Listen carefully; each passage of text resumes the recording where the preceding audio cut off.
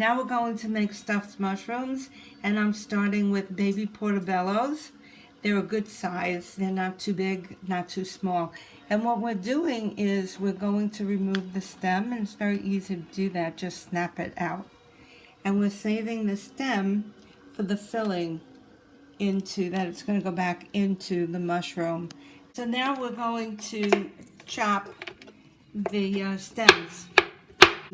They really do get chopped very finely, but that's okay.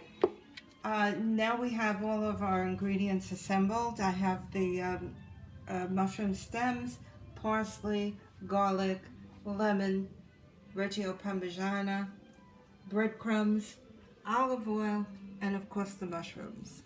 I'm starting with the parsley, and as you can see, I use only the leaves. Okay, we're going to chop the parsley. I like to take the leaves and bunch them up. Okay, so now we're ready for the garlic, and what I'm going to do is come down hard, maybe another time, and that allows us to remove the skin very easily. That off, and we're going to chop up garlic.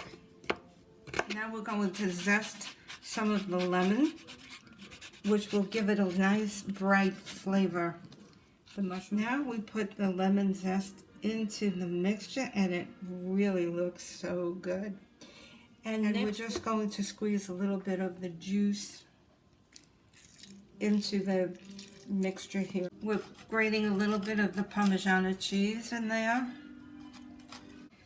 Okay, we're sprinkling some breadcrumbs on. And I like to use plain breadcrumbs. I don't like the Italian. Okay, so now we're sprinkling in the salt. And now we're putting in a drizzle of olive oil. Maybe a little more than a drizzle. Okay, now we're just going to stir everything and get it all combined. And then as soon as we've done that, now we're stuffing the mushrooms. And at times, as you can see, it could get a little messy.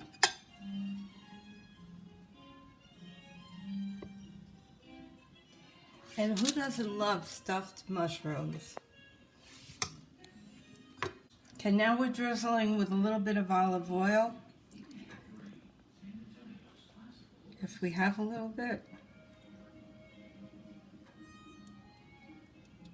This is a work in process. Joanna's making up her beautiful antipasto plate with stuffed mushrooms, some provolone cheese, and some baked breaded cauliflower.